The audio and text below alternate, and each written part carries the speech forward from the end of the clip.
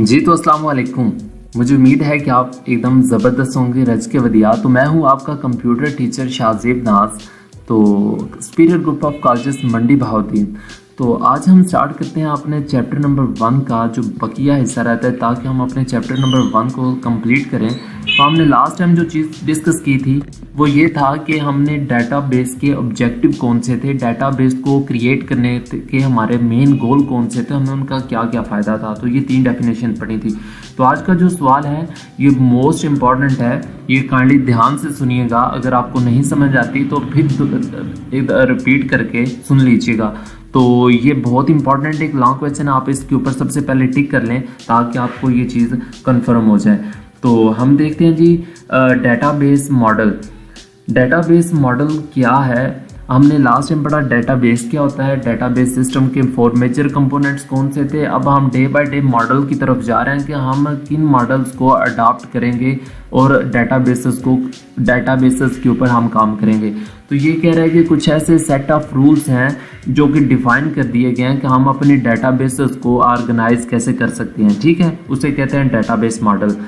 तो आप इसे काइंडली ध्यान से याद रखिएगा। चैप्टर नंबर 3 में एक सवाल है डाटा मॉडल, तो वो डाटा मॉडल है, ये है डेटाबेस मॉडल।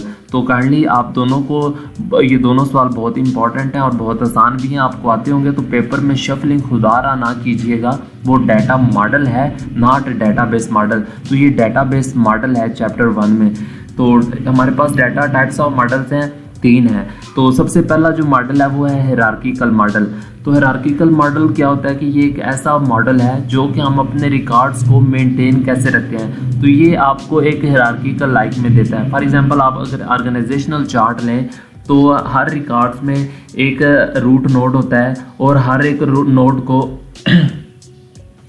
नोड को आप सेगमेंट भी कह सकते हैं। ठीक है, तो आप एक एग्जांपल लें, प्रिंसिपल साहब है एंटिटी 1 के ऊपर, नीचे वाइस प्रिंसिपल साहब है, मैनेजमेंट की कुछ अथॉरिटीज़ हैं। ठीक है, अगर आप ऑर्गेनाइजेशन को नहीं लेना चाहते तो आप पेरेंट को लें, पेरेंट के नीचे चाइल्ड हैं, चाइल्ड के नीचे उनके चाइल्ड हैं। तो आप जो टॉप लेवल नोड है उसको कहते हैं रूट नोड, जिसे आप हायर लेवल नोड भी कह सकते हैं। ठीक है, तो हायर लेवल नोड के ऊपर उसके बाद है जी आपका जो लास्ट वन है वो आपका होता है लोअर लेवल नोड, जिसको आप कहते हैं चाइल्ड नोड। तो ये आपका एक हायरार्किकल मॉडल है। आप इसको ऐसे शो करवाते हैं, एक ट्री की शक्ल में होता है आपका डाटा। तो आप काइंडली देखिएगा इस पैराग्राफ के अंदर यही चीज़ उसने बता दिया कि हर एक रिकॉर्ड को आप नोड कहते हैं या आप सेगमेंट कहते हैं। पेपर में अगर एमसीक्यूज में चीज़ आए तो आप एक को सेगमेंट कहेंगे या नोड कहेंगे। तो टॉप मोस्ट लेवल नोड को आप कहते हैं रूट नोड और लोअर लेवल नोड को आप कहते हैं चाइल्ड नोड। ठीक है, तो ये एक नोड था। नंबर 2, इसमें क्या होता है, हायरार्किकल मॉडल में क्या था कि आपका एक पेरेंट होता है और आपके मल्टीपल चाइल्ड होते हैं। तो आपका दूसरा नंबर पे जो डेटाबेस मॉडल है वो है आपका नेटवर्क मॉडल। तो नेटवर्क मॉडल में क्या होता है कि आपका ये सेम सिमिलर होता है हायरार्किकल मॉडल की जानब, पर जस्ट इसमें एक छोटा सा लिटिल बिट फ़र्क है। वो ये है कि आपके एक नोड के मल्टीपल पेरेंट्स हो सकते हैं। उसमें क्या था कि आपका एक ही पेरेंट नोड हो सकता है, आपका एक ही रूट नोड हो सकता है। इसमें क्या है कि आपके एक चाइल्ड के मल्टीपल पेरेंट्स हो सकते हैं। ठीक है, तो the network model is similar to hierarchical model. The difference is that child node can have more than 1 parent nodes. ठीक हो गया, तो आप इसको रिप्रेजेंट करते हैं एरो की निशान से। एरो की नज़र देख रहे हैं तो आपने ये फिगर लाजमी ड्रा करनी है।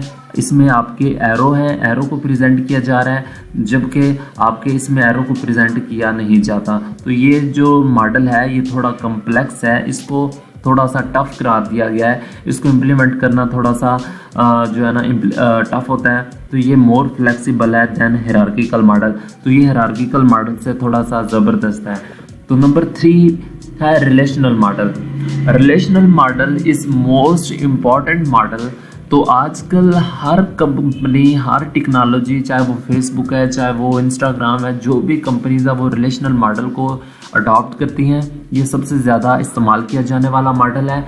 रिलेशनल वर्ड निकला है रिलेशन से। तो रिलेशन मीन्स का मतलब होता है टेबल। टेबल के अंदर आप क्या करते हैं, आपने माइक्रोसॉफ्ट वर्ड के अंदर टेबल ड्रा किया था तो आप रोज एंड कॉलम्स को, अपने डाटा को स्टोर करते हैं। फिर माइक्रोसॉफ्ट एक्सेल के ऊपर आपने काम किया अब हम माइक्रोसॉफ्ट एक्सेस के ऊपर जा रहे हैं। तो ये relational model is most commonly use, database model ये सबसे ज़्यादा यूज़ किया जाता है। ये मोर फ्लेक्सिबल है than hierarchical and network model. तो the relational model consist of simple relation, ये टेबल्स होते हैं जो कि कंसिस्ट होता है, और टेबल्स रिलेशन टर्म यूज़ की जाती है टेबल के तौर पे। आप चाहे टेबल कह लें चाहे आप रिलेशन कह लें तो मतलब सेम ही है। तो आप हर एक टेबल को एंटिटी के थ्रू प्रेजेंट करते हैं। ये रेक्टेंगल शेप है, आप फिगर को देख लें, फिगर आपने लाजमी ड्रा करनी है। तो ये आप रिलेशनशिप बेस कर रहा है आपकी एंटिटीज़ के ऊपर, तो आपकी एंटिटीज़ डिफरेंट मल्टीपल आप शो करवा रहे हैं, ठीक है। तो ये एक सवाल था जो कि बहुत ही इंपॉर्टेंट लॉन्ग क्वेश्चन आपके पेपर के लिहाज से। डेटाबेस मॉडल है क्या, डेटाबेस के कितनी टाइप्स हैं मॉडल्स की, हायरार्किकल मॉडल, नेटवर्क मॉडल और रिलेशनल मॉडल। तो आज हम जस्ट एक ही लॉन्ग क्वेश्चन करेंगे, तो अपना बहुत सारा ख्याल रखिएगा। तो अगले लेक्चर की जानब हम अपने चैप्टर नंबर 1 का इख्तिताम इंशाल्लाह कर लेंगे, अगर ना हुआ तो उससे अगले लेक्चर में कर लेंगे। तो अपना बहुत सारा ख्याल रखिएगा और ये लेक्चर काइंडली अपने दोस्तों को भी शेयर करें ताकि वो भी देख सकें, इन चीज़ों का फ़ायदा हो सके। तो अपना बहुत सारा ख्याल रखिएगा। अल्लाह।